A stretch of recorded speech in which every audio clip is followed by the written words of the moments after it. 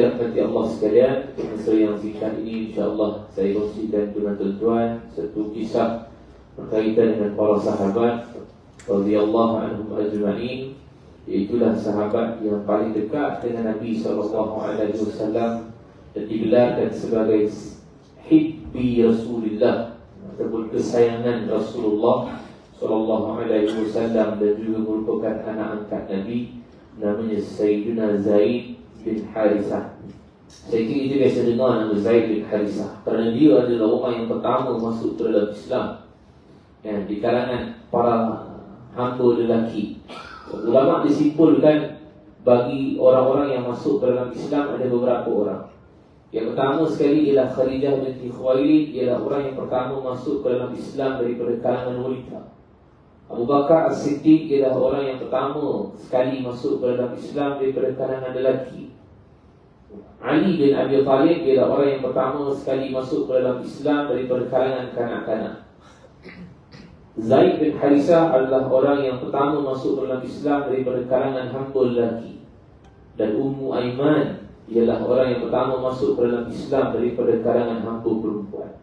Sebenarnya Zaid bin Harithah ini ialah orang yang paling awal yang beriman dengan ajaran Nabi SAW. Jadi kita nak tahulah macam mana dia boleh jadi anak angkat Nabi. Sebab sedangkan dia bukan anak angkat pun, dia adalah hamba kepada seseorang. Dan kita nak tahu berkaitan dengan Zaid bin Harithah ini, dan kalau sempat kita cuba habiskan sehinggalah riwayat hidupnya berakhir pada tahun 8 Hijrah. Itulah ketika peperangan Mu'tah di Jordan, dia syahid dalam peperangan tersebut. Dan Zaid bin Harithah ini, nama ibunya adalah Saudah binti Sa'labah. Nama ibunya adalah Saudah binti Sa'labah, dan nama ayahnya ialah Harithah bin Shurahbil. Harithah bin Shurahbil. Dia ada anak namanya Zaid. Itulah Zaid bin Harithah. Dan mereka ini tinggal di belah Syam sana, border di antara Arab Saudi dan Syam. Maknanya mereka ditinggal daripada kalangan orang-orang yang Bani Ma'an. Bani Ma'an ni di area situlah. Kalau katakan bahawa di area Jordan tu jugalah. Sebab kita ni Syam ni besar. Syam ni bukan Syria saja. Syam ni dia termasuk Syria, Jordan, Lebanon, Palestin. Itu Syam zaman dulu. Jadi kita tahu bahawa kuasa besar dunia dulu sebelum Islam jatuhkan dunia, mereka ni yang mengawal dunia dan mentadbir dunia adalah dua kuasa je, iaitulah Rom dan juga Parsi. Itu je. Okey, Rom dan juga Parsi. Dan mereka ini sentiasa berperang, mereka akan sentiasa tawan orang, mereka akan sentiasa rampas harta benda orang, mereka akan sentiasa bunuh dan seumpamanya. Satu hari mana mereka ini berjalan, satu keluarga, Saudah binti Sa'labah, Harithah bin Shurahbil, Zaid bin Harithah. Waktu ni umur dia lebih kurang 8, 9, 10 tahun. Muda lagi lah. Zaid bin Harithah ni lebih kurang 8, 9 ataupun 10 tahun dalam kitab-kitab sirah menyebutkan. So ketika mana mereka sedang berjalan di kawasan kampung dia, berlaku satu peperangan kecil yang melibatkan ada orang yang terbunuh, melibatkan ada rampasan harta benda, dan melibatkan tawanan perang. Tawanan yang diambil. Termasuklah orang yang ditawan itu ialah satu orang laki-laki ini saja yang budak, iaitulah Zaid bin Harithah. Sebab Zaid bin Harithah ini satu orang yang biasa, dia ada keluarga macam biasa, tetapi bukan di Arab Saudi. Dia duduk di border di antara Arab Saudi dan Syam. So Mekah, Madinah, Syam sini, Parsi sini, ataupun Kufah dan Basrah. Sini di antara orang yang duduk dekat bahagian Rom punya kekuasaan. Jadi Syam dekat sini dan Zaid bin Harithah ni dia duduk dekat sini, keluarga dia. So ketika mana dalam satu hari itu berlakulah nak pergi ke satu keramaian, nak pergi satu tempat untuk nak bertemu dengan sahabat yang lain, keluarga yang lain, berlaku peperangan kecil yang menyebabkan Zaid bin Harithah terbunuh. Menyebabkan Zaid bin Harithah ditawan. Dan dibawakan Zaid bin Harithah itu di mana tuan? Di pasar Ukas di Mekah. Itu yang mula punca tu. Sebab ni biasanya anak-anak orang biasa, tiba-tiba bila ditawan, setiap orang zaman dulu ni kalau ditawan mesti jadi hamba. Itu zaman dulu. Kalau ditawan mesti jadi hamba. Kalau nak bebas mesti bayar. Bayar harta, bayar tu panggil hamba mukatab dia kan. Orang nak lepaskan diri daripada jadi hamba, dia kena bayar pada tuan dia. Maka tuan dia akan membebaskan dia, ataupun ada orang yang memerdekakan dia dengan bayaran jugalah. Macam mana Abu Bakar merdekakan Bilal bin Rabah, dia membayarkan beberapa dirham dinar kepada Umayyah bin Khalaf, dia punya tuan dia. Tapi Zaid bin Harisah ni 8, 9, 10 tahun dia dah ditahan dan ditawan, kemudian dibawakan di Mekah di pasar Ukas. Dan di pasar Ukas ni lah tempat orang jual beli hamba. Di pasar Ukas ni macam-macam aktiviti ada di Mekah ni. Nama dulunya pasar Ukas. So ada dekat situ jual beli, ada dekat situ syair-syair yang dilontarkan, ada dekat situ gusti-gusti yang bertanding, ada dekat situ yang jual beli hamba. Ada tak kalau pernah tengok cerita Piramli tu kan? Jual beli hamba 1,001 dirham, 500 dirham, 1,000 dirham. Bayangannya kan, kita pun tak pernah hidup zaman tu, kita tak tahu macam mana orang tu jual beli hamba. Tapi Piramli buat macam tu, kita gambarkan macam tu je lah. Mungkin dia tahu lalu gambaran sebenar macam mana. Macam itulah, dikerucingkan dia, maka siapa nak beli, siapa nak beli. Jadi bila Zaid bin Harisah dan hamba-hamba yang lain telah pun diletakkan di pasar Ukas, bermaksud dia akan dijualkan. Maka datanglah satu orang laki-laki bernama dia Hakim bin Hizam. Hakim bin Hizam bin Khuwailid nama dia. Khuwailid ni macam pernah dengar kan? Dia adalah anak buah kepada Khadijah binti Khuwailid. Hizam tu adik-beradik dengan Khadijah. Hakim ni adalah anak buah Khadijah. Hakim bin Hizam, Hizam bin Khuwailid. So Hakim bin Hizam ini juga antara orang yang kaya. Tengok makcik dia lah, makcik dia Khadijah pun kaya kan? Dan Hakim bin Hizam ini dia beza umur dengan Nabi lebih kurang 5 tahun.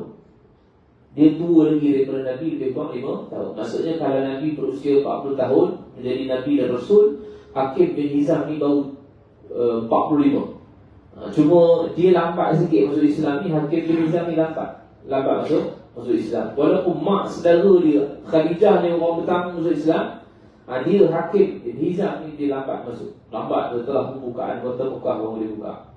Tapi dia ni suka beli hamba, banyak harta, duit banyak. Maka dia datang ke pasar Ukas itu untuk cari beberapa hamba yang ada dan dia pilih.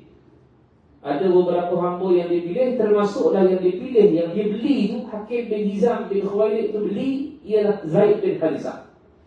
Dia pun beli dari beberapa orang hamba, kemudian dia membayar pada tuan tu. Maka berubahlah Zaid bin Harisah ini daripada tuan yang menjual hamba tadi kepada tuan yang baru bernama Hakim bin Hizam. Anda tengok pergerakan Zaid bin Harisah ini sampailah dia pergi kepada Nabi SAW. Dan sampai gelaran dia adalah anak angkat Nabi. Padahal yang ini dia baru Hakim bin Hizam baru. Maksudnya dia adalah tuan yang keduanya. Tuan yang pertama ialah tuan yang menjual beli hamba di pasar. Kemudian yang keduanya ialah bila Hakim bin Hizam beli dia, maka itu tuan yang baru kepada Hakim bin Hizam. Kemudian bila mana Hakim bin Hizam ini memang duduk di Mekah. Hakim bin Hizam ini satu hari datang ke rumah makcik dia Khadijah binti Khuwailid. Dan waktu ni Khadijah binti Khuwailid belum kahwin lagi dengan Nabi. Tuan-tuan, kita pause sekejap cerita berkaitan dengan mak dan ayah Zaid di Syam tu. Dekat Syam, mak dan ayah ni masih lagi hidup. Dan dia masih lagi berdoa kepada Allah, bagi tahulah kami kalau anak kami masih lagi hidup. Kalau anak kami masih lagi hidup, tunjukkan kami di mana. Kalau anak kami dah mati, tunjukkan kuburnya di mana. Tiap-tiap hari mak dan ayah dia berdoa. Sebab apa? Sebab anak berpisah dengan mak ayah. Sebab mak, insting mak dan insting ayah ni kuat. Mana menunjukkan bahawa dia rasa memang betul ada. Anak dia masih lagi hidup. Cuma waktu tu dia masih lagi dekat Syam. Zaid bin Harisah dia dah dekat Mekah dah. Cuma mak dan ayah dia tak tahu. Okey, kita stop situ dulu, balik-balik ke Mekah ni. Macam mana dia boleh pergi kepada Nabi sallallahu alaihi wasallam. Maka dalam keadaan dia pun Hakim bin Hizam jadi kuat, tuan yang baru kepada Zaid, dia pun pergi ke rumah Khadijah binti Khuwailid. Kemudian dia pun tengok makcik dia, wahai makcik. Dia kata, ya ammah laqad ibta'tu min suqin akas min su'in uqas. Dia kata, wahai makcik kesayanganku. Dia kata, aku baru ni ada beli beberapa hamba di pasar Ukas. Maka aku nak berikan kepada engkau, wahai makcik. Fakhtari ayya minhum. Pilihlah di kalangan mereka ini yang mana satu yang kau fahuwa hadiyatullah. Pilih mana satu yang kau suka, wahai mak saudara Khadijah. aku nak hadiahkan kepada kau wahai makcikku. Maknanya dia kata apa? Dia kata, wahai makcik aku datang ni bukan tangan kosong, aku bawa buah tangan.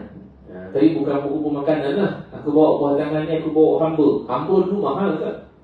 Maknanya kalau orang ada hamba, so macam-macam lah dia boleh perlakukan. Kan, kalau perempuan dia boleh bersetubuh dengan hamba dia, itu dulunya sekarang tak ada. Kalau hamba lelaki dia boleh gunakan macam-macam untuk keperluan rumah dia, untuk buat itu, buat ini. Itu gunanya hamba ni, sebab dia punya. Jadi macam hamba tu macam kereta kita lah, kita boleh buat apa saja kepada kepunyaan kenderaan kita dan seumpamanya. Jadi bila Hakim bin Hizam datang ni, dia nak bagi hadiah kepada Khadijah binti Khuwailid, maka Khadijah pun pilih di antara banyak-banyak hamba yang dibeli tu, dia terpikat pula dengan Zaid bin Harisah. Terpikat ni maksudnya bukan terpikat suka nak kahwin, tapi terpikat dengan dia punya kegagahan. Baru 10-11 tahun tadi kan, 8-9-10 tahun. Tapi kegagahan Zaid bin Harisah tadi tu, badan dia kan, maknanya dalam keadaan susuk tubuh dia, dalam keadaan wajah dia, fizikal dia, maka Khadijah tertarik dengan dia dan dia kata kepada Hakim, wahai anak buah kesayanganku, aku pilih dia untuk menjadi hadiah yang kau berikan kepada aku. Maka Hakim bin Hizam pun berikan Zaid bin Harisah ini kepada Khadijah binti Khuwailid. Maka tuan Zaid bin Harisah yang ketiga, iaitulah Khadijah binti Khuwailid. Yang ini belum kahwin lagi dengan Nabi SAW. Lama dia duduk dengan Khadijah, beberapa masa yang lama. Akhirnya Nabi SAW pun berkahwin dengan Khadijah binti Khuwailid. Cerita ringkaskan sebab cerita lepas tu panjang lagi ni. Tapi masih lagi mak dan ayahnya di Syam masih lagi berdoa, tunjuk di mana anak dia, tunjuk. Lama dah dia duduk dengan Khadijah. Akhirnya kita tahu bahawa Nabi SAW pun berkahwin dengan Khadijah binti Khuwailid pada ketika usia Nabi 25 tahun. Dan paling popular umur Khadijah ialah 40 tahun. Walaupun dekat sini ada pelbagai khilaf pendapat dan seumpamanya, kita ambil yang masyhur, senang. Jadi 25 tahun ialah umur Nabi SAW dan 40 tahun ialah umur Khadijah. Jadi bila dah berkahwin dengan Nabi SAW, Khadijah ni dia tak tahu nak bagi hadiah apa kat Nabi. Suami dia kan, suami yang dicintai, suami yang disayang. Dan suami ataupun Nabi kita ni adalah suami Khadijah yang ketiga. Maksudnya Khadijah dah kahwin dengan 2 orang suami dah sebelum tu. Okey, dan Nabi kita Muhammad SAW ialah suami Khadijah yang ketiga. Dan Nabi itulah salah satu-satunya isteri Nabi SAW yang pertama, dan Nabi tak pernah poligami. Sampailah usia Khadijah nanti, bila bawa sikit, sampailah usia Khadijah nanti umur 65 tahun, barulah dalam keadaan dia meninggal dunia. Dan ketika lepas dia meninggal dunia, baru dia berpoligami, kahwin dengan Saudah, kahwin dengan Aisyah, kahwin dengan Hafsah. Itu semua di Madinah. Di Mekah ni hanya Khadijah, Saudah dan Aisyah saja. Lepas di Madinah tu baru lagi Nabi kahwin dengan isteri yang lain. Cuma bila mana dah berkahwin dengan Nabi SAW, maka Khadijah pun nak bagi hadiah apa tak tahu. Maka Khadijah pun ambil keputusan untuk lepaskan Zaid bin Harisah itu, untuk dihadiahkan kepada suami yang tercinta dia, kepada Nabi kita Muhammad SAW. Dan waktu ni pun belum jadi Nabi lagi, belum lagi jadi Nabi dan Rasul. Maka Zaid bin Harisah dilepaskan kepada Nabi SAW. Maka jadilah Muhammad itu sebagai tuan kepada Zaid bin Harisah yang keempat.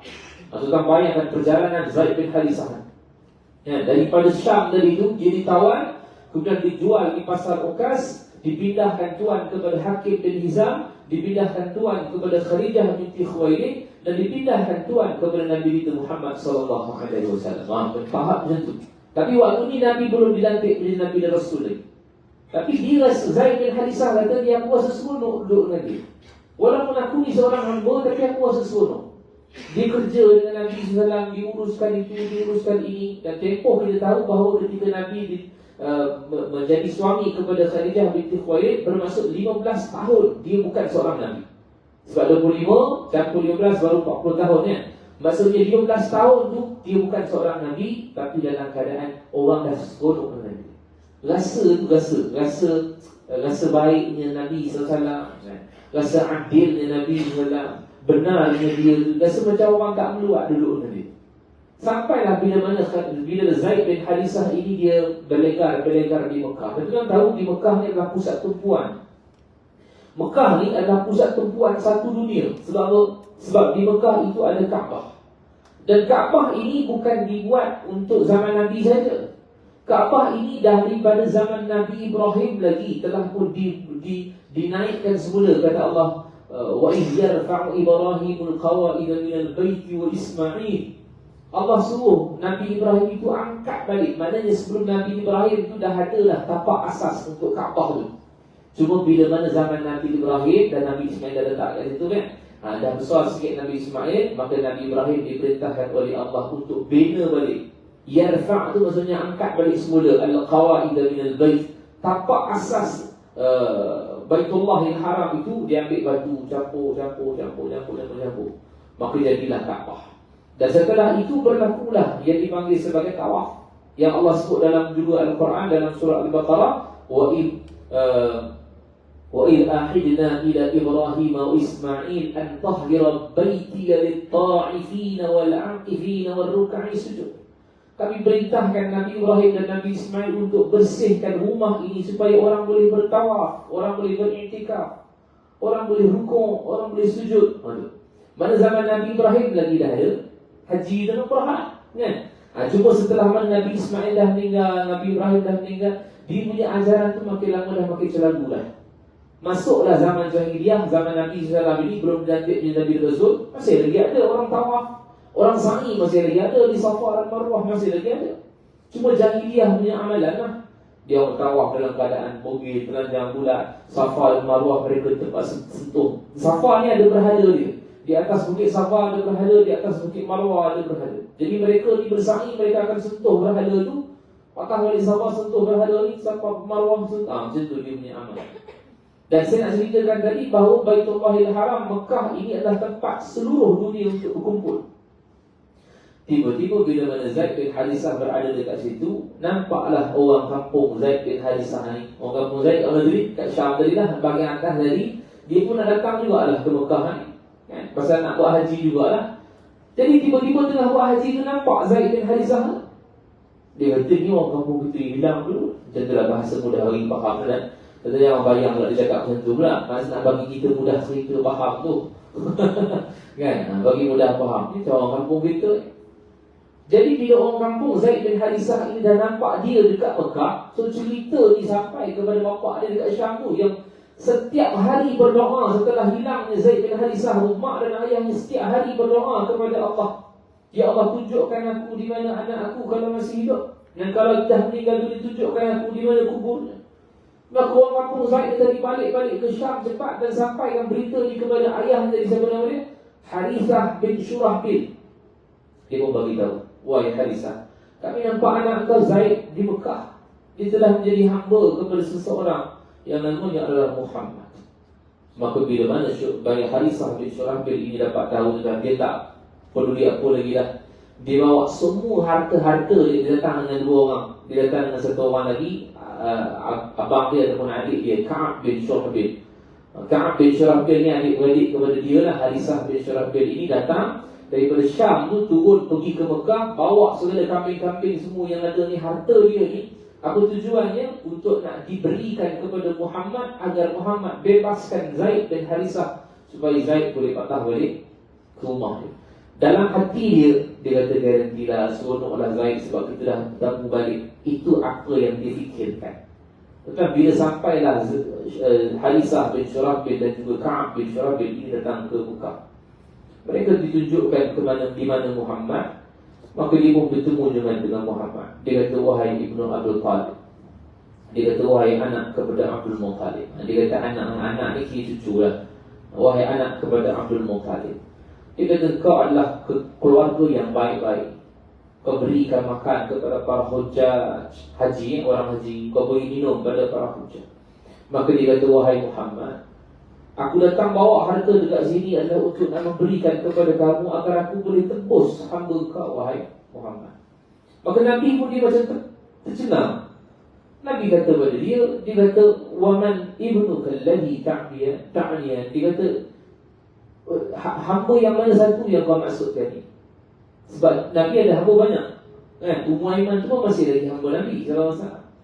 Cuma dia tak dapat tangkap ni hamba yang mana satu yang kau maksudkan ni, dalam keadaan kamu bawakan kambing-kambing ni yang banyak ni, kamu bawakan harta benda yang banyak ni nak tebus hamba kau yang mana satu.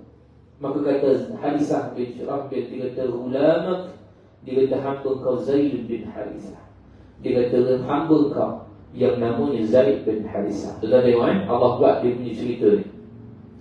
Maka Nabi kata, oh itu adalah anak itu adalah anak kau. Baik, aku nak bagi cadangan kepada kamu wahai Harisah.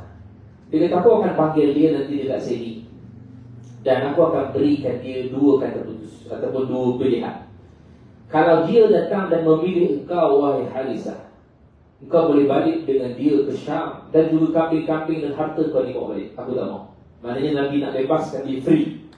Tapi kalau dia memilih aku, kata Nabi SAW, maka aku tidak paksa dia. So bila Harisah dengar, so dia rasa macam, oh ini satu peluang yang baik, maknanya harta aku masih lagi ada. Sebab dia confident bahawa Zaid akan memilih ayah dia. Tuan-tuan bayangkan, sayangnya Zaid pada Nabi SAW. Waktu dia belum jadi Nabi lagi, tapi dah sayang dah. Maka kata Harisah bin Syurah bin tadi, wahai Muhammad, kau semangat adil, terlalu sangat adil. Bersama pasal dia buat keputusan memberikan kesenangan pada orang. Maka Zaid bin Harisah pun dipanggil. Maka kata Nabi SAW, wahai Zaid, kamu kenal dua orang ini? Dia kata, kenal wahai tuan, ini adalah ayahku Harisah bin Syurah bin, ini adalah pakcik aku, dia adalah Ka'ab bin Syurah bin. Dia kata, wahai Zaid, sekiranya kau nak ingin balik kepada mereka, maka kau segeralah balik, dan aku tidak menghalang. Dan kalau kau nak duduk dengan aku pun, sebenarnya aku tidak menghalang kamu. Itu adalah keputusan kau. On the spot, dia cakap tuan. Dia kata, wallahi wahai tuan, pastinya aku akan duduk dengan kau. Terkejut ayah dia, yang kami datang bawa harta dari nak balik. Tuan-tuan, berapa tahun dah tak jumpa. So dalam keadaan mungkin dia tahu hal Zaid ini sangat-sangat rindukan ayah dan mak dia di kampung. Tiba-tiba Zaid memilih untuk jadi hamba kepada Muhammad ini. Maka bapak dia kata, waihak ya Zaid, celaka kau wahai Zaid. Kau memilih untuk menjadi hamba semata-mata. Kau semata-mata untuk jauhkan diri daripada mak dan ayah kau, semata-mata untuk jadi seorang hamba. Bila Nabi dengar macam ni, tuan-tuan, Nabi rupanya dah tahulah sebenarnya bapak dia bukan tak suka duduk dengan Muhammad ataupun dengan dia. Cuma bapak dia tak nak title hamba itu jatuh kepada anak dia. Bila bapak dia marah dengan sebab Zaid itu adalah seorang hamba, dan ini hamba yang tuan yang keempat bagi Zaid bin Harisah. Nabi tarik tangan dia dan bawa pergi ke Hijr Ismail. Betul Hijr Ismail? Hijr Ismail ni kalau dekat Kaabah tu lengkung tu, itu nama dia Hijr Ismail. Dan dulu Hijr Ismail ini adalah tempat announcement. Maknanya kalau nak sampaikan sesuatu, berdiri atas Hijr Ismail tu, sampaikan. Nabi balik Isra' Mi'raj pun sampaikan. Dia pergi ke Palestin malam semalam, dia pergi kat situ. Kuntu fil Hijr, kata Nabi, aku berada di atas Hijr. Mana-mana orang lah yang nak buat announcement. Sebab dulu mana ada announcement pakai TV, buat live, tak ada lagi. Cuma kalau nak buat announcement, dia kena berdiri kat Hijr Ismail tu, ya ma'syar Quraisy, dia kena cakap macam tu. Maka Nabi pun tarik tangan Zaid bin Harisah ni depan ayah dia, supaya ayah dia jadi puas hati. Sebab Zaid telah memilih untuk duduk dengan Muhammad ini sebelum jadi Nabi dan Rasul. Maka dia pun tarik tangan Zaid bin Harisah dan berdiri di atas Hijr Ismail. Maka ketika itu Nabi kata, ya ma'syar Quraisy, wahai seluruh orang-orang Quraisy, ishhadu, bersaksilah, anna hadza ibni, ini adalah anakku, yarisuni wa arisuhu, dia akan mewarisi aku dan juga aku akan mewarisi dia. Mana menunjukkan dulu zaman jahiliyah, kalau kata nama anak angkat, yang ni yang tujuannya Nabi jadikan dia sebagai anak angkat ni, sebab dia kita akan cerita transformasi zaman untuk nak menyebutkan bahawa Allah mengharamkan untuk yang dipanggil sebagai anak angkat itu kan. Sebab mereka telah menganggap zaman jahiliyah ini, kalau namanya anak angkat, maka tidak dibenarkan kahwin. Dulu zaman jahiliyah. Kita sekarang anak angkat boleh kahwin, tak ada masalah. Dan kita itu adalah bukan mahram kita. So kena jaga aurat kita, kena jaga pegang, sentuh, istilah semua kena jaga. Tapi dulu, kalau katalah dia itu adalah anak angkat, maka dia tidak dibenarkan kahwin, dan dia boleh mewarisi harta di antara dua ni, anak angkat dan juga ayah angkat. Itu yang Nabi sebut ni, yarisuni wa yarisuhu, dia boleh mewarisi aku juga boleh mewarisi dia. Mana menunjukkan kalau aku mati, dia boleh mewarisi harta aku. Kalau dia mati, aku juga boleh mewarisi harta dia. Dan itu adalah zaman jahiliyah sebelum adanya ayat-ayat Quran yang turun untuk membetulkan keadaan itu. Dan itulah kefahaman zaman jahiliyah dulu macam tu. Nanti kita akan tengok macam mana dia transform, tukar satu persatu. Dan start daripada situ, Nabi SAW telah tukarkan namanya menjadi Zaid. Daripada Zaid bin Harisah, Nabi telah tukarkan nama dia menjadi Zaid bin Muhammad. Kita bayangkan, start dari sinilah dia dimerdekakan. Setelah empat tuan tadi, maka Nabi merdekakan dia tanpa ada pembayaran. Maka Nabi tukarkan namanya menjadi Zaid bin Muhammad. Maka disitulah digelarkan sebagai anak angkat Nabi SAW. Bila ayah dia dengar Harisah bin Shurahbil, dia kata gembiralah dia dan senanglah hati dia. Maka aku pun boleh balik dalam keadaan senang, walaupun kau tak duduk dengan kami wahai Zaid, tapi kau berada dalam keadaan yang sangat selesa. Itulah bukan seorang hamba. Nanti bila Nabi dah menjadi Nabi dan Rasul lama dah, maka akan ada ayat diturunkan oleh Allah, surah Al-Ahzab ayat yang kelima. Kata Allah, ud'uuhum li'abaihim. Tuan ayat itu adalah menegur Nabi untuk menyebutkan balik bahawa panggillah mereka dengan nama bapa-bapa mereka. So maksudnya Allah tak membenarkan Nabi tukarkan nama Zaid kepada bin Muhammad tadi, tukarkan balik semula kepada Zaid bin Harisah. So hari ini kita dapat pelajaran baru. Kalau nak ambil anak angkat dan anak apa-apa saja, tidak boleh dibinkan dengan bin kita, melainkan kena binkan dengan dia punya ayah. Dan kalau dia tak ada ayah Zat, maka dia kena dibinkan dengan apa-apa saja yang dinisbahkan sebagai hamba Allah, ataupun Abdullah, Abdul Rahman, Abdul Rahim dan seumpamanya. Dia macam tu. Kalau kita tukarkan nama dia kepada bapa tu, maka boleh menjadi kekeliruan. Takut nanti kalau anak tu pula yang kita ambil perempuan, tiba-tiba kita jadi wali dia untuk nikah. Habis nikah dia, mana ada wali ayah angkat pula. Jadi ini yang sebenarnya Allah sebutkan, ud'uuhum li'abaihim, panggillah mereka dengan nama bapa-bapa mereka, supaya tidak berlaku kekeliruan daripada sudut wali untuk nikah, daripada sudut pencampuran di antara adik-beradik. Padahal bukan adik-beradik, tapi pegang gelak ketawa boleh buka aurat. Padahal bukan. Tetapi sebab nama itu diubah menjadi bin yang sama, binti yang sama, akhirnya tidak menyebabkan berlaku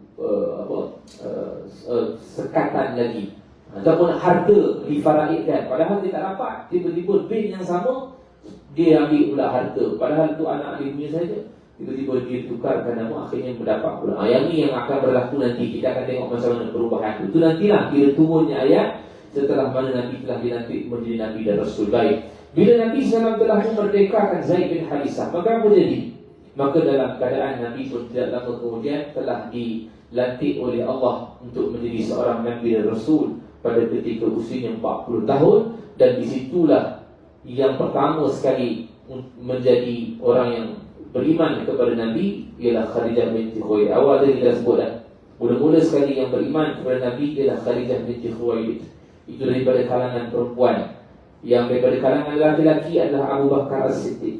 Daripada kalangan kanak-kanak ialah Ali bin Abi Thalib. Sebab Ali ni duduk dengan Nabi Ali waktu ni baru 10 tahun.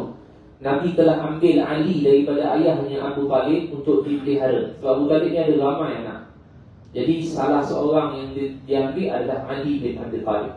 Sebab nak jadi ringankan sikit beban ayah ni Abu Thalib. Sebab Abu Thalib dia tak kaya sangat, dia miskin je, beza dengan pakcik-pakcik yang lain. Jadi Nabi mengambil keputusan untuk jaga salah seorang anak Abu Thalib, iaitulah Ali. Sebab Abu Thalib telah jaga Nabi dulu daripada kecil, umur 8 tahun sampailah 25 tahun Nabi kahwin. Dan apa salahnya Nabi ambil anak dia untuk pelihara? Sebab tu dia duduk dengan Nabi, dengan Khadijah di rumah Khadijah. Dan dia lah orang yang mula-mula pertama sekali masuk dalam Islam daripada kalangan kanak-kanak. Dan Zaid bin Harisah juga antara orang yang mula-mula, walaupun telah dimerdekakan, tetapi dia juga termasuk dalam kategori orang yang mula-mula masuk dalam Islam daripada kalangan hamba laki-laki. Dan Ummu Aiman, dia masuk dalam Islam daripada kalangan hamba perempuan. Tuan-tuan, Zaid bin Harisah dengan Ummu Aiman ni nanti kahwin. Dulu hamba Nabi. Ummu Aiman ni hamba Nabi lama dulu dah. Dia ni hamba kepada ayah Nabi Abdullah, Ummu Aiman ni. Okey. Jadi bila Ummu Aiman ni, bila Abdullah telah meninggal dunia ketika Nabi masih dalam perut ibu dia, maka Ummu Aiman berpindah tuan kepada ibu dia pula, Aminah. Dia kata tadilah dah pindah Ummu Aiman ni, dia pindah kepada tuan yang baru, itulah Aminah ibu Nabi sallallahu alaihi wasallam. Sampailah ibu Nabi pula meninggal umur 6 tahun. Kemudian dipindahkan pula kepada Nabi Muhammad sallallahu alaihi wasallam kan. Maka Ummu Aiman ni adalah hamba kepada Nabi itu Muhammad sallallahu alaihi wasallam. Dia kata Zaid Ummu Aiman kahwin dengan Zaid bin Harisah, maknanya Ummu Aiman tu lah. Lah kenapa pula? Tapi Zaid bin Harisah jadi hamba tu umur 10. Jadi kita mungkin bayangkan bahawa Ummu Aiman juga adalah yang muda juga. Dia bukanlah tua macam mana kita bayangkan. Dan Zaid bin Harisah dia berkahwin dengan Ummu Aiman. Kita tahu dapat siapa? Allah kurniakan satu orang anak yang cukup hebat. Namanya adalah Usamah bin Zaid. Usamah bin Zaid ini Nabi hantar nanti ni masa Nabi Nazar tenang, Nabi hantar satu tentera, satu ketenteraan untuk perang dengan orang Rom di Syam, diketuai oleh Usamah bin Zaid, baru berusia 21 tahun, muda. Tapi waktu itu tak ada perang lah, pasal Nabi Nazar, Nabi tenang, dia orang patah balik, sampailah Nabi pun wafat, maka Abu Bakar hantar semula peperangan, tentera peperangan tersebut. Usamah bin Zaid yang mengetuai dia, maka perang menang, dia diketuai oleh Usamah bin Zaid. Nantilah kita cerita. Maknanya Zaid bin Harisah dia berkahwin dengan Ummu Aiman, nanti dapat anak namanya Usamah bin Zaid. Dia di mana? Di Mekah ni. Jadi masih lagi di Mekah. Dan telah pun Nabi dilantik menjadi Nabi dan Rasul.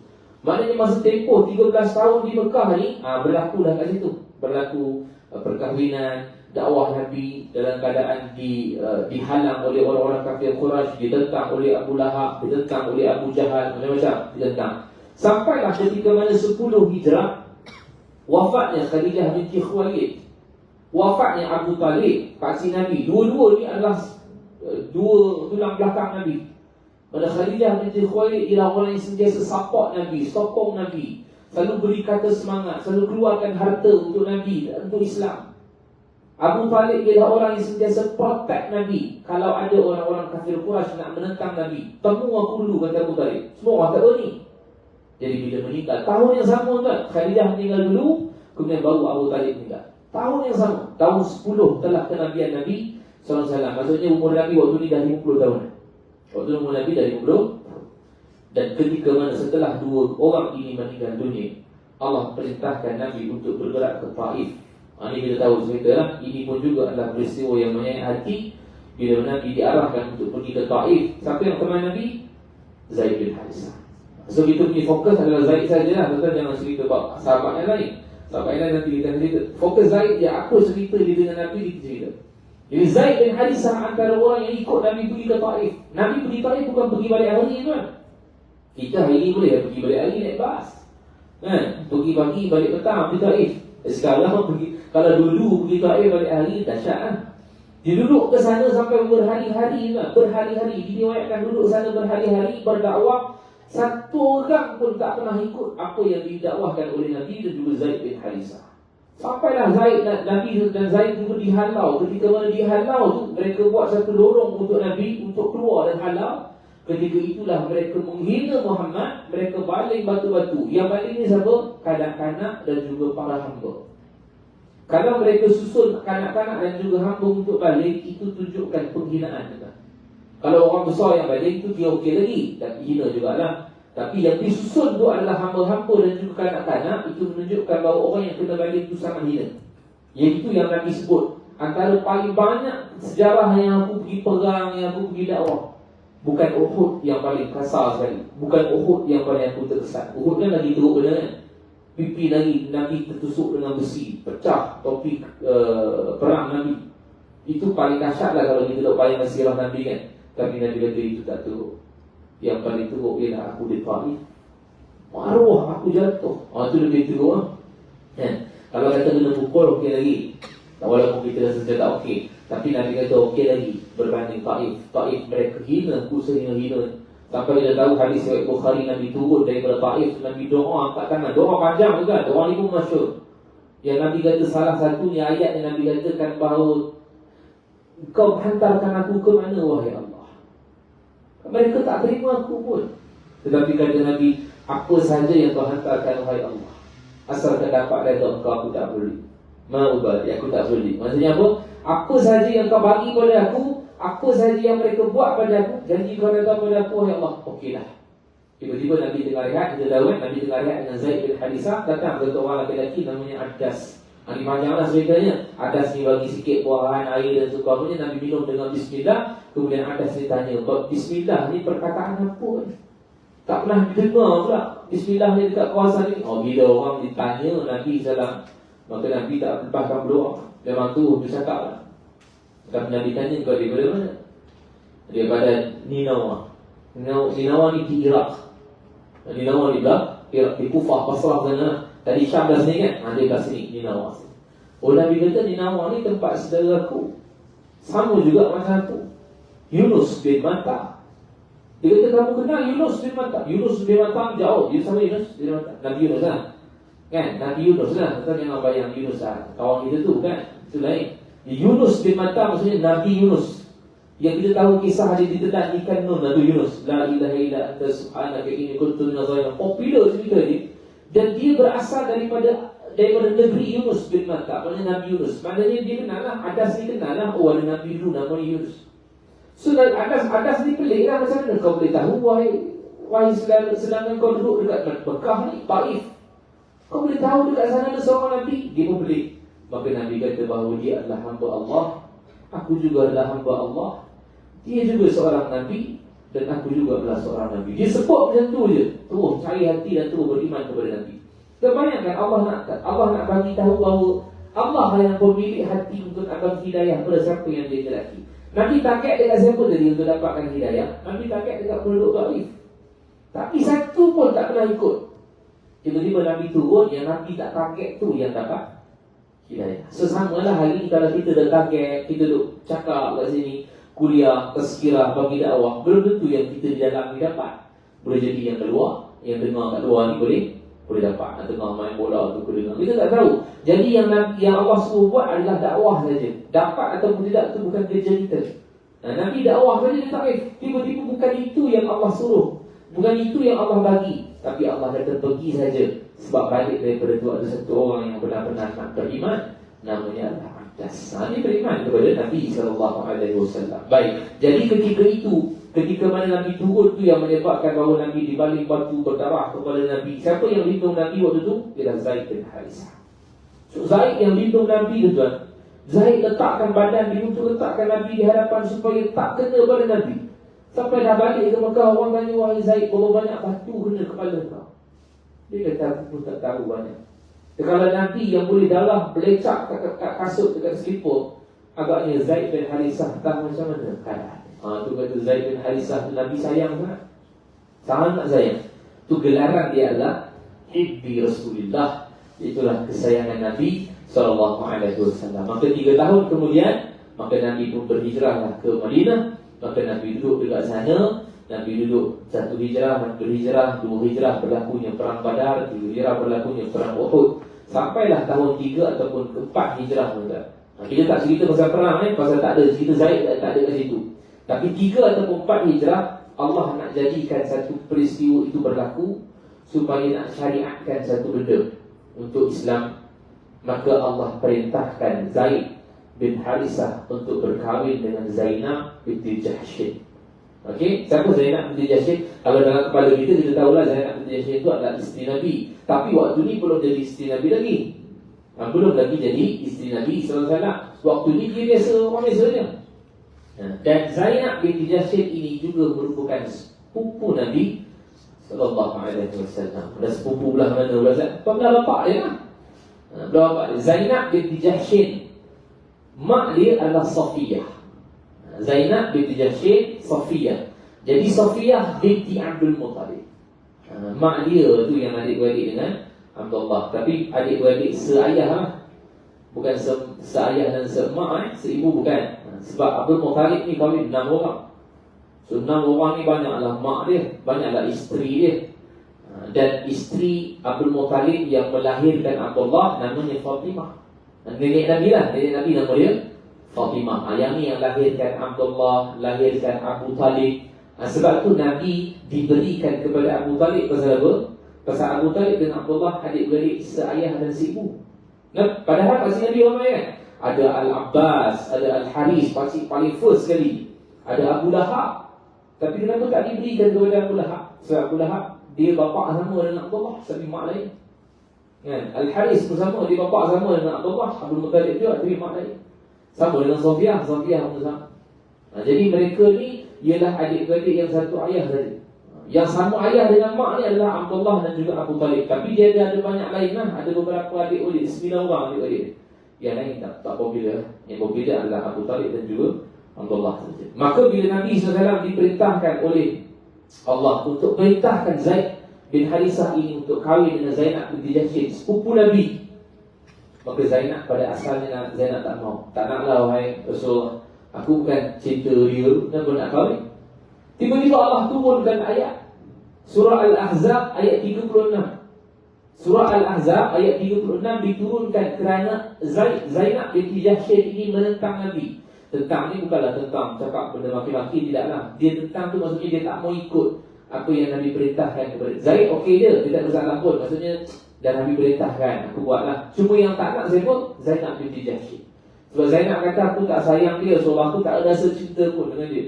Tiba-tiba turun ayat surah Al-Ahzab ayat 36. Awal muqaddimah tadi kita baca, wa ma kana lil mu'minin wala mu'minatin idza qada Allah wa rasuluhu amran ay yakuna lahumul khiyaratu min amrihim. Kata Allah, tak patut bagi orang yang beriman, laki-laki dan perempuan, bila mana Allah dan Rasul telah tetapkan sesuatu urusan, dia boleh pilih-pilih nak tak nak pula. Ayat itu turun. Tentang siapa ni? Zainab binti Jahsy. Kata Allah, wa may ya'sillaha wa rasulahu, siapa yang ingkar pada Allah dan Rasul, faqad dhalla dhalalan mubina, maka dia telah sesat dengan sesat yang nyata. Baik, kenapa Allah buat macam tu? Bukankah Allah tahu nanti Zainab binti Jahsy juga akan bercerai dengan Zaid? Tahulah kan? Mesti Allah tahu. Tapi kenapa Allah buat juga? Sebab ada sesuatu yang Allah nak turunkan hukum dekat sini. So akhirnya mereka pun kahwin. Zainab binti Jahsy dan juga Zaid bin Harisah pun kahwin dalam keadaan yang tak gembira lah. Kahwin paksa macam tu kan. Tapi sebab perintah Allah, kahwin juga. Tak sampai setahun, kata Zaid bin Harisah, dia pun pergi jumpa dengan Nabi di kata Rasulullah. Tak sampai setahun, maksudnya lebih kurang 4 hijrah atau 5 hijrah lah waktu ni. Zaid bin Harisah mati bila? 8 hijrah. So 3 tahun lagi. Tapi 4 atau 5 hijrah ni, Zaid bin Harisah dia jumpa dengan Rasulullah di kata Rasulullah. Dia kata, aku tak boleh lah dengan Zainab. Bahasa kita lah tak serasi lah. Dia tak faham aku pun tak faham dia. Jadi datang mau balik macam tak kena, jadi Rasulullah aku nak cerai lah. Ini yang punca dia. Ini yang Allah perintahkan tadi supaya Zaid bin Harisah kahwin dengan Zainab. Pasal apa? Pasal Zaid ini adalah anak angkat Nabi kan. Zaman jahiliah dulu, siapa yang jadi anak angkat ataupun yang dah berkahwin dengan anak angkat takkan boleh kahwin langsung dengan ayah angkat. So Allah buat macam ni adalah untuk nak tukarkan, transformkan zaman tu, supaya buang amalan jahiliah yang bukan amalan daripada syariat Islam, nak tukar benda ni. Tapi Nabi SAW ni dia cakap pada Zaid, wahai Zaid, jangan cerai dulu. Amsik alaika zawjak. Nabi kata, jangan cerai dulu. Ittaqillah, takwa pada Allah, jangan cerai. Tiba-tiba turun ayat Allah. Ayat tadi surah Al-Ahzab 36, ini turun ayat 37, 38, 39, 40. 37 dulu, kita ambil 37.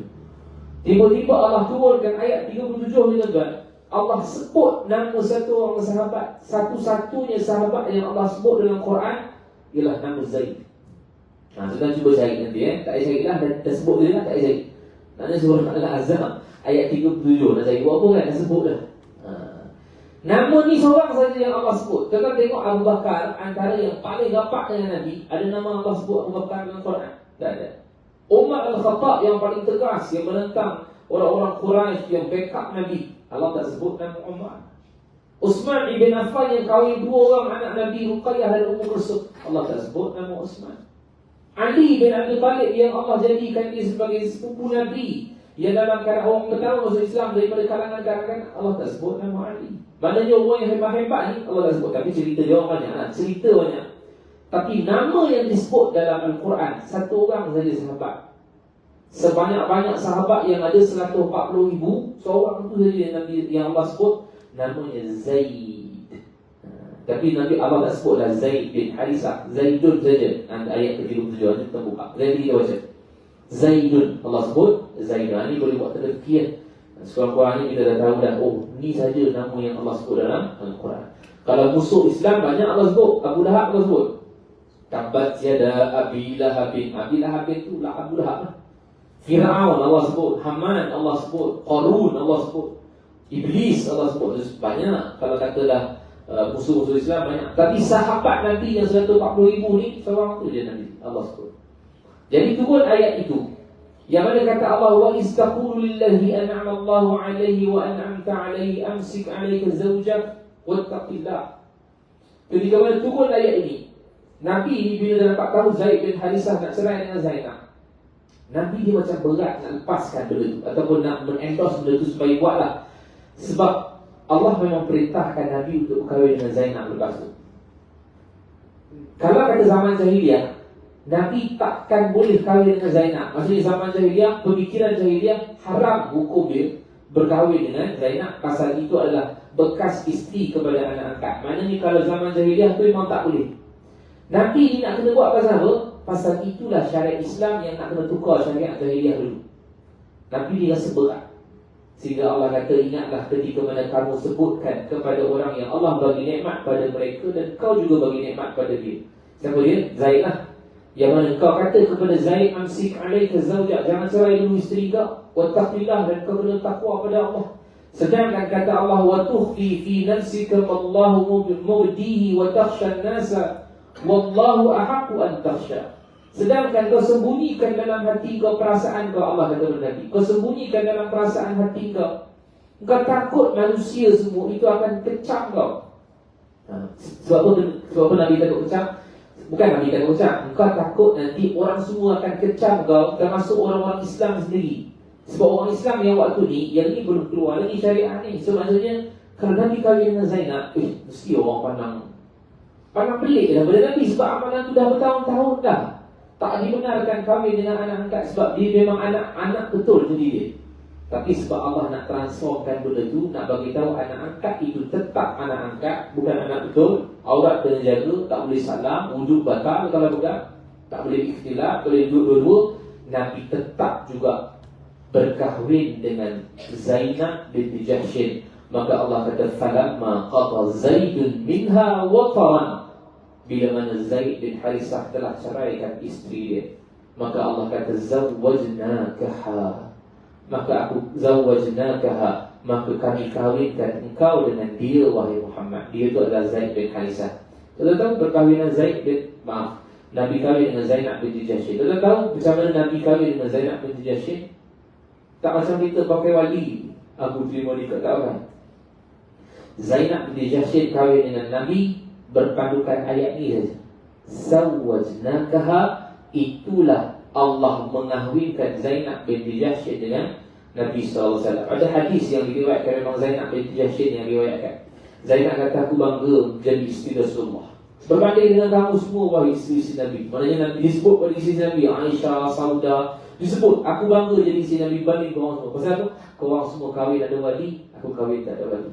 Wali aku ialah Allah. Allah yang kahwinkan aku di atas langit. Macam itulah mereka maksud dia. Sebab kalimah zawwajnakaha tu yang menyebabkan bahawa Nabi berkahwin dengan Zainab binti Jahshin. Maka level dia naik lah. Bila jadi dikahwin dengan Zaid bin Harisah, diceraikan Zainab binti Jahshin, maka Zainab binti Jahshin kahwin dengan Nabi SAW, maka dia naik satu level lagi menjadi Ummahatul Mukminin ataupun Ummul Mukminin Zainab binti Jahshin. Selevel lah dengan Aisyah, selevel dengan Sauda, selevel dengan Ummu Salamah dan seumpamanya. Tapi nak sebutkan bahawa cerita tu berkait dengan Zaid bin Harisah. Itulah ayat dia lah, falamma qada Zaidun minha. Zaidun minha tu Zaid dah, apabila telah selesai Zaid menceraikan isteri dia, zawwajnakaha. Untuk tujuan apa? Likai la yakunal mu'minina harajun fi azwaji ad'iyaihim idza qadaw minhunna wa tara. Untuk memudahkan orang yang beriman lain juga kalau dia berkehendak untuk kahwin dengan anak-anak angkat dia, so tak ada masalah. Sebab Nabi dah buat, itu adalah perintah daripada Allah Subhanahu wa taala. Dan ini juga dalil yang menunjukkan bahawa bolehnya orang sepupu kahwin dengan sepupu. Belah mana? Belah ayah. Belah mak pun boleh juga. Masa dulu kita pernah dengar, kalau kata belah sepupu, belah ayah tak boleh kahwin, sepupu mak boleh kahwin. Itulah lebih kurang. Dua-dua sepupu boleh kahwin, kan? Belah mak ke belah ayah tu tetap juga boleh boleh kahwin. Jadi yang ni Nabi ni kahwin dengan siapa? Kahwin dengan sepupu dia juga. Dan sebelah ayahnya. Maka ditetapkan macam tu, maka tidak boleh diingkar lagi. Baik. Kemudian dalam keadaan telah bersama dengan Nabi SAW, 5 hijrah, 6 hijrah berlakunya perang perjanjian Hudaibiyah, 7 hijrah berlakunya perang Khaybar, dan 8 hijrah berlakunya perang Mu'tah. Sebelum pembukaan kota Mekah ni.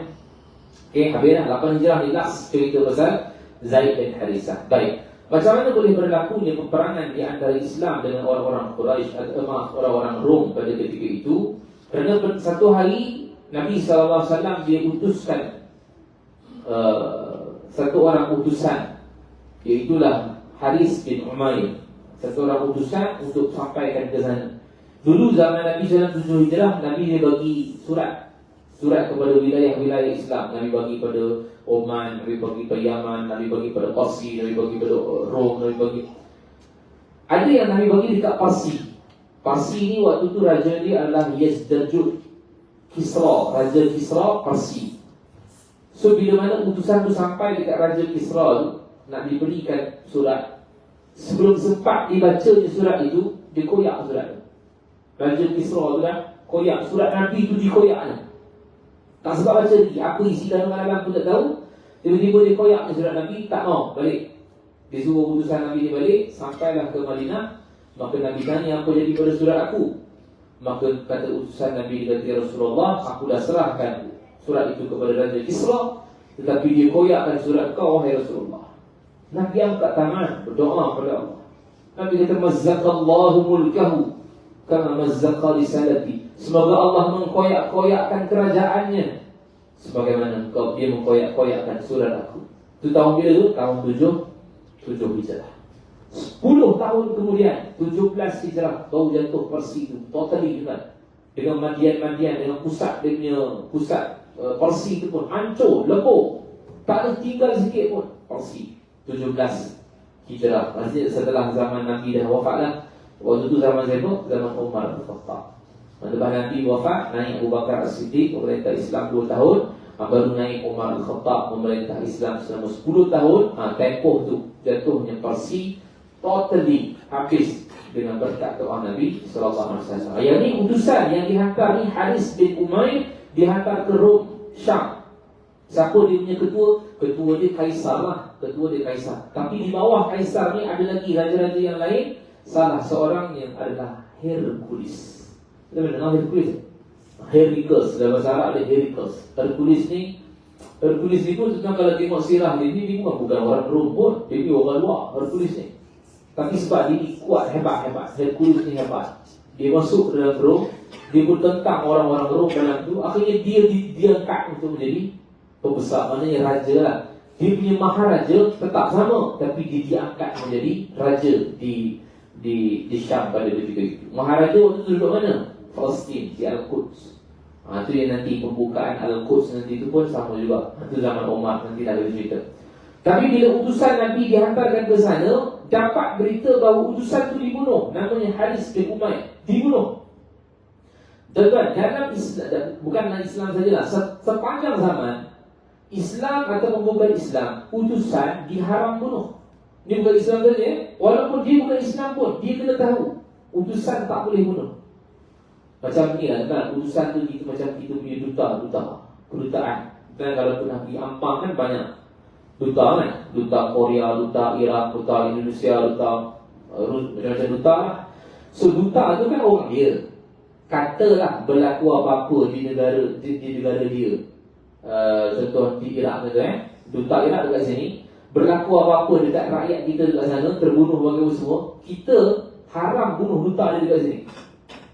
Dia tak ada mana, tapi kita tahu dia ni orang Iraq. Oh dekat sana tu punya dah dia bunuh semua orang Malaysia, contohnya dia bunuh semua orang Malaysia dekat Iraq. Kita dekat sini diharamkan bunuh orang kedutaan Iraq tu. Jadi dia kena hantar dia balik dulu Iraq, baru datang balik untuk pegang. Macam tu boleh. Kalau kita bunuh, bermaksud kita telah langgar bukan Islam saja, sepanjang zaman kita telah langgar. Dia tak boleh. Dia panggil sebagai kafir mu'ahad. Dia kafir yang boleh perang ialah kafir harbi.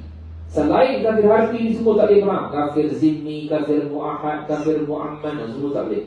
Mu'ad itu yang duta lah diharamkan. Tapi bila mana Nabi utuskan Haris bin Umair ini, tiba-tiba orang Rom pergi bunuh Haris bin Umair. Oh, ini memang minta perang ni. Yang waktu inilah Nabi hantarkan pada 8 hijrah itu untuk pergi berperang menentang orang Rom. Kerana apa? Bukan kerana Islam diperganas, tapi sebab mereka telah membunuh utusan Nabi. Maka Nabi mintakan untuk mereka berperang dekat sana, balas balik darah sahabat yang bernama Haris bin Umair tadi. Maka Nabi utuskan beberapa sahabat sampai 3,000 tentera Islam. Maka yang menjadi ketua pada ketika itu ialah Zaid bin Harisah. Cerita Zaid bin Harisah. Maka ketika mana Zaid bin Harisah diangkat menjadi ketua pada ketika itu, maka Nabi kata, Nabi jelas sebut dah. Sebelum mereka dihantar oleh Nabi, Nabi siap-siap sebut dah, sekiranya Zaid bin Harisah syahid, maka naiklah Ja'far bin Abi Talib untuk mengganti kepada Zaid bin Harisah. Dan bila mana Ja'far bin Abi Talib syahid, maka naiklah Abdullah bin Rawahah menjadi ketua tentera pengganti kepada Ja'far. Dan bila Abdullah bin Rawahah syahid, maka pilihlah di kalangan kamu yang mana layak untuk memimpin Islam pada ketika 3,000 ni. Tentera pun bersiap saja. Dan mereka memang dah dapat agak lah tuan-tuan. Apa yang Nabi sebutkan itu memang akan benar-benar berlaku, dapat agak lah. Tapi mereka bukan jenis takut mati. Nabi sebut macam tu mati je, dia tahu bukan nak pergi duduk rumah lah. Tu kita tak nak pergi perang kan. Tapi sahabat ni memang dia memang syok perang kan. Memang suka nak pergi perang. Dan memang berhasrat pun untuk nak mati dalam peperangan.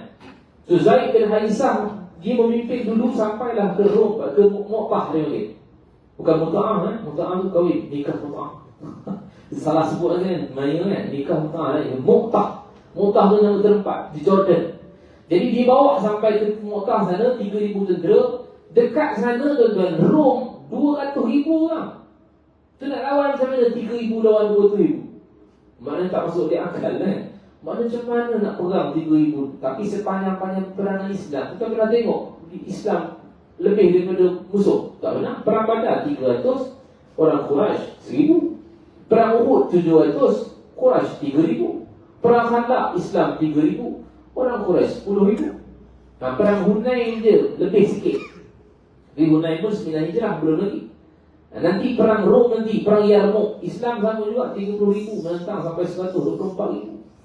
Lepas tu nanti perang Al-Qadisiyah pun sama 30,000 menentang sampai 200,000. Islam sikit je semua.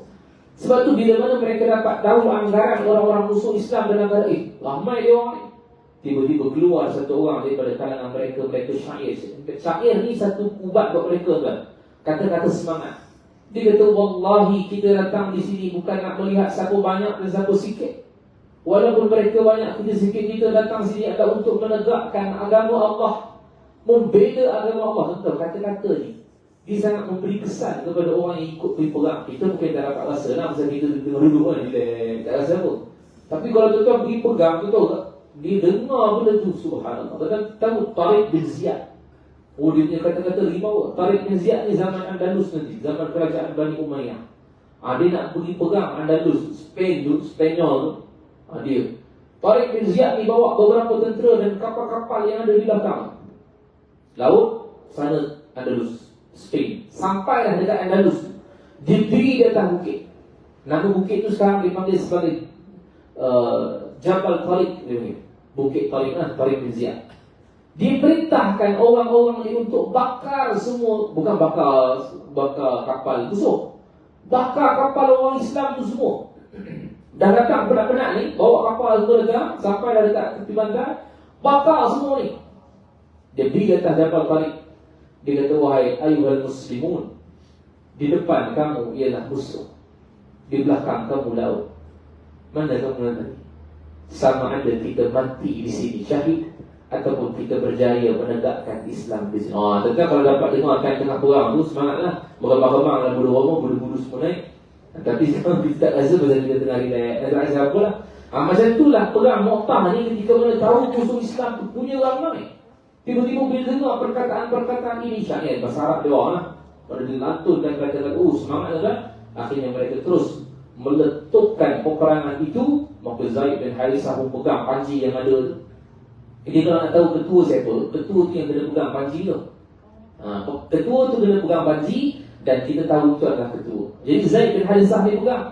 Tuan-tuan, perang Mu'tah ni Rupanya Nabi dia tengok live dekat Madinah.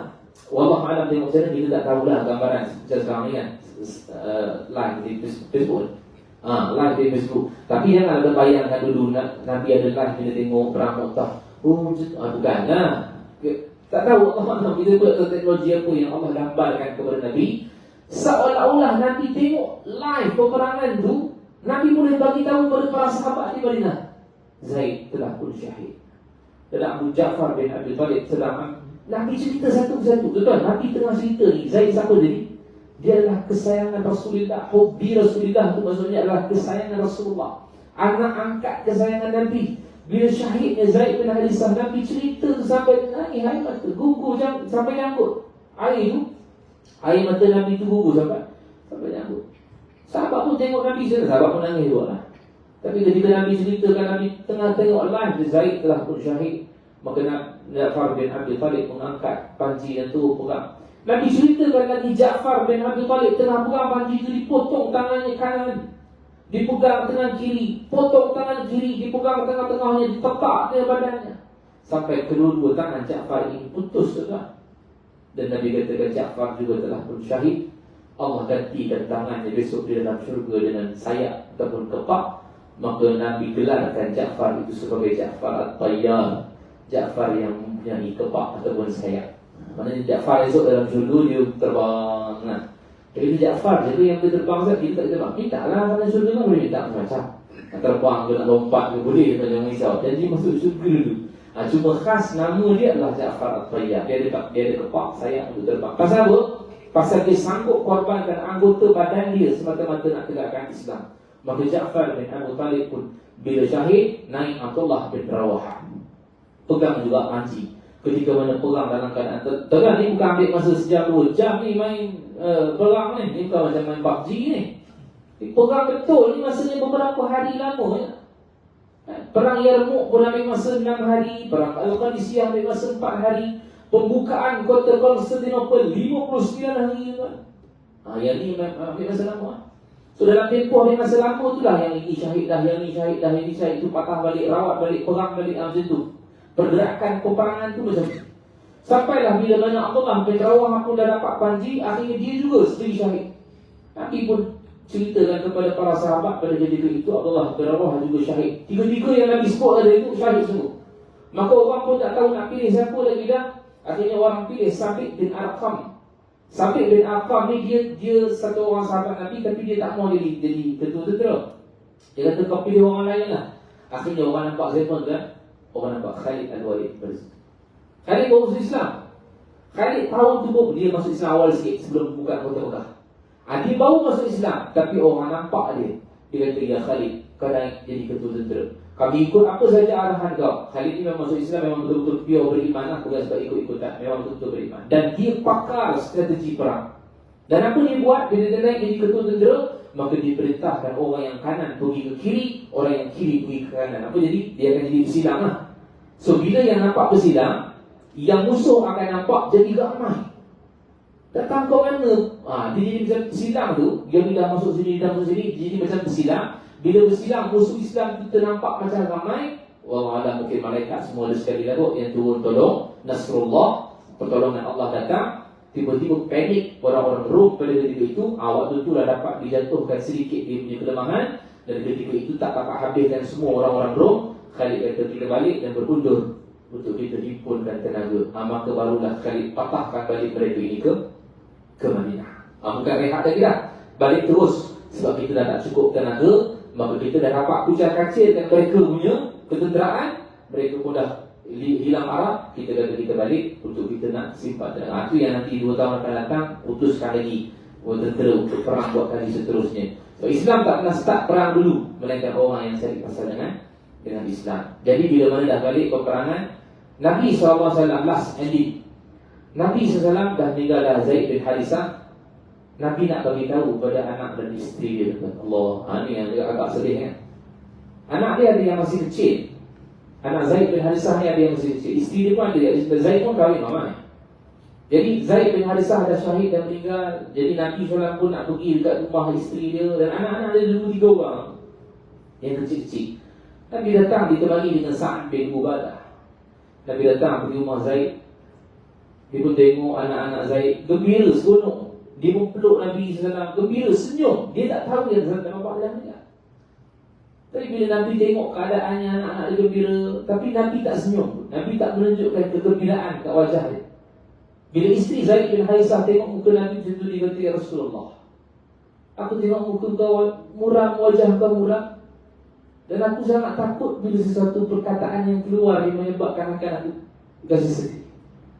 Maka Nabi pun terpaksa sebutkan juga. Dia kata, "Wahai isteri Zaid dan juga anak-anak Zaid, ayah kamu telah pun syahid di Mu'tah." Waktu tu Nabi depan mereka ni, Nabi jatuhkan air mata. Nabi tak tahan tengok keadaan isteri dan anak-anak dia dan happy. Tiba-tiba berubah sebab tengok ayah dia dah tak ada.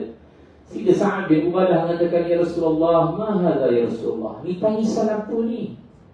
Tangisan apa yang kau nangis ni ya Rasulullah?" Maka Rasulullah kata, "Hadha buka'ul habib ala habibi." Ini tangisan kekasih kepada kekasih. Subhanallah. Ini punya sayangnya Nabi SAW kepada Zaid bin Harisah yang menyebabkan Nabi nangis sampai basah rambut Nabi. Ini sesuatu yang Nabi nangis bila mana satu orang sahabat yang meninggal dunia dengan sebab syahid dalam peperangan Mu'tah. Tapi itulah, bila mana kita ingin menjadi kesayangan Nabi SAW, maka jaga betul-betul. Nabi banyak sebut berkaitan dengan Nabi sayang sekian-sekian, Nabi sayang simpulan-simpulan. Maka jadi orang-orang yang benar-benar yang dicintai oleh Nabi SAW. Bila mana kita dicintai oleh Nabi, insyaAllah kita akan dapat syafaat Nabi. Garanti dengan Zaid bin Harisah ni memang sayang Nabi, dan Nabi pun sayang dia, dan mereka akan sama-sama dalam syurga. Takkanlah kita nak biarkan saja dan kita dengar cerita ni hari ini. Takkan kita nak diam dan dengar hanya cerita, sekadar cerita dongeng. Jadikanlah dia sebagai inspirasi kita. Kita nak jadi seperti Zaid. Sebagaimana Nabi sayang kepada Zaid sampai jatuhkan air mata, kita juga nak menjadi seperti Zaid, yang mana kita juga sayang pada Nabi, dan Nabi juga sayang pada kita. Itu kisah sahabat Nabi SAW. Dia bernama Zaid bin Harisah. InsyaAllah sekadar dulu, mudah-mudahan ada manfaat. InsyaAllah ada masa nanti kita datang, kita akan cerita lagi sahabat-sahabat yang lain kalau ada rezeki untuk pertemuan yang akan datang. Sekadar dulu, teman-teman, tak ambil masa yang lama, pukul 9 dah kita. Mudah-mudahan menolongkan. Jangan datang setahun sekali datang. Jadi khabar tu yang lama-lama tu kan. Allah ma'alam. Aku qawli hadha wa sallallahu alaihi wa lakum. Assalamualaikum warahmatullahi wabarakatuh. A'udzubillahi minasyaitonir rajim. Bismillahirrahmanirrahim. Alhamdulillahi rabbil alamin, wassalatu wassalamu ala asyrafil anbiya wal mursalin wa ala alihi wa sahbihi ajma'in. Ya Allah ya Rahman ya Rahim, kami datangkan mohon kepadamu ya Allah, ampunkanlah segala dosa kami, kedua ibu kami, dosa pasangan anak-anak kami, dosa kaum kerabat kami, dosa kaum muslimin dan muslimat sekalian ya Allah. Matikan kami dengan mati yang baik, jangan matikan kami dengan mati yang tidak baik. Kurniakan kematian buat kami dengan kalimah la ilaha illallah.